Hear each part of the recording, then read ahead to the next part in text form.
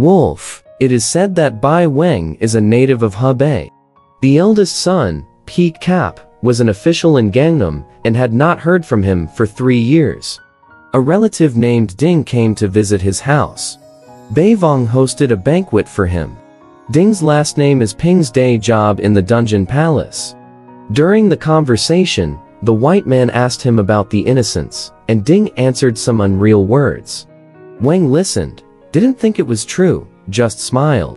A few days later, Bai Weng just lay down and saw Ding's relatives again, and invited Bai Weng to go on a trip.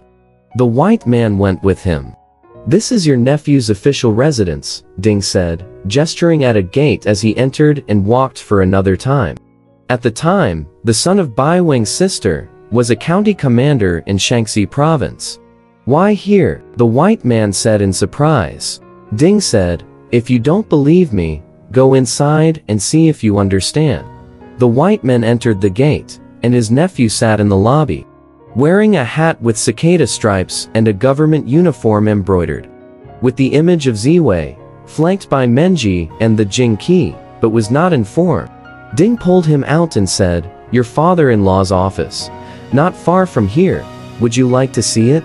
The white man said yes. After a short walk, Ding came to the head of an official residence and said, go inside.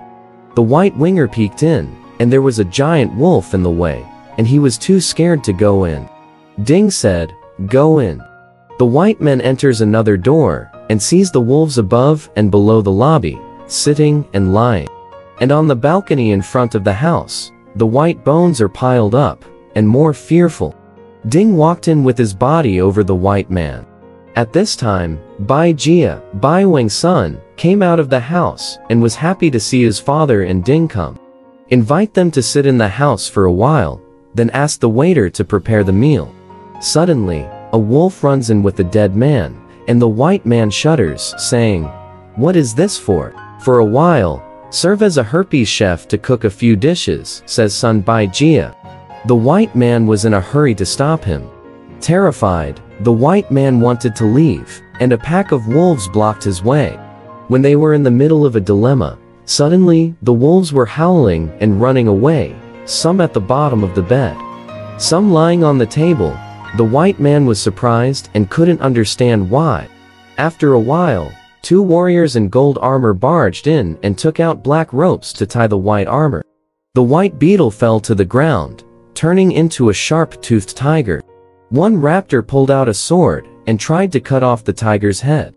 And the other said, don't cut, don't cut. This is between April next year, so knock off its teeth. So he takes out a big hammer and hits the tiger's teeth, which fall on the ground piecemeal. The tiger roared in pain, and the sound shook the mountain.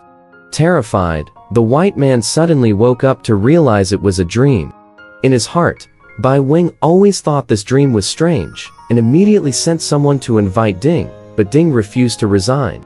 In his letter, Bai Weng wrote down his dreams and sent his second son to the official residence of Bai Jia, exhorting Bai Jia to speak with deep sadness.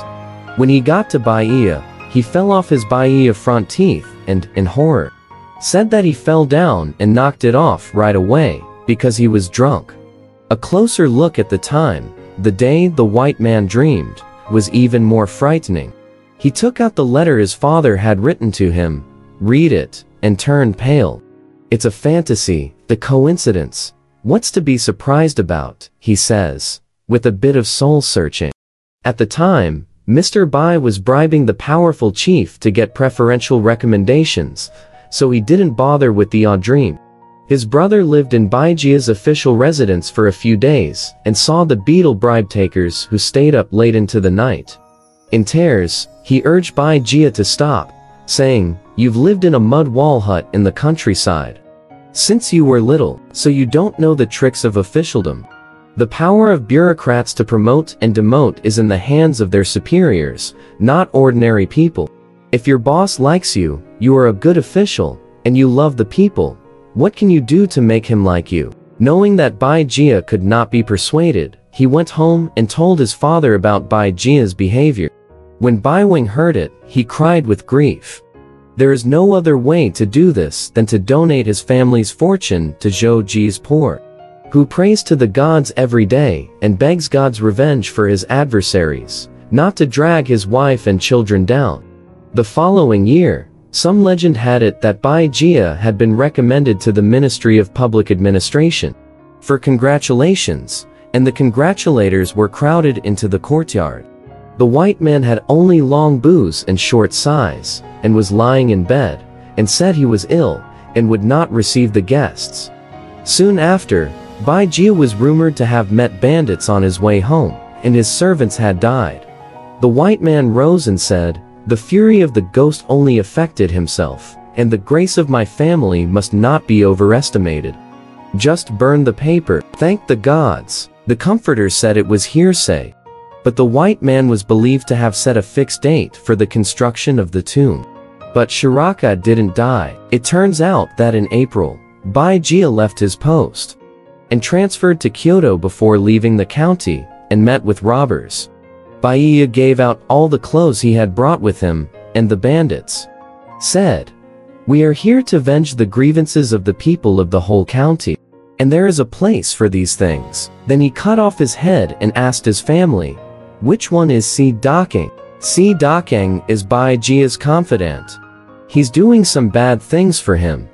The family pointed at the man, Si Dakang, and the bandits executed him. 4 greedy servicemen, the white car's paws, were searching for the people's money, and the white car was ready to take them to Beijing. The robbers also killed them by finding their servants, and brought the ill-gotten gains of Bai Jia to them. The spirit of Bai Jia lay on the side of the road and saw an official pass by, asking, "Who is this person who was killed?" The person walking in the front said, "It's Baizi County in a county. This is the son of a white man," the official said. He should not be told to see such a horrible sight at his age. The head of the deceased should be attached. An entourage immediately put Bai Jia's head on and said, "This evil man's head should not make it legitimate, let him hold his chin on his shoulder."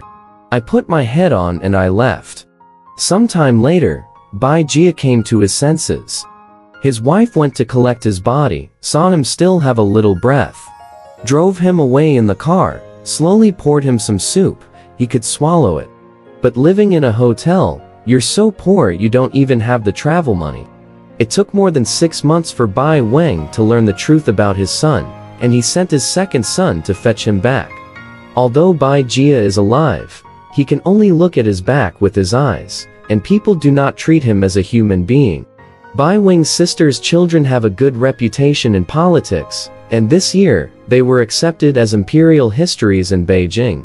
It's all exactly what he saw in his dream. Li Kuang, a sergeant in Zuping County, is a clean and honest government official. At the time, people with wealthy families were jailed on charges of corruption. At one point, a rich man who was blackmailed by the poor servicemen said, "The emperor of the county wants you to pay 200 yuans of cash, or you will have an accident." The rich are scared, half the money. Cha Yi said, "No, Tish people begged him, Mr. Zhao said, "It's not that I won't help you, it's that Mrs.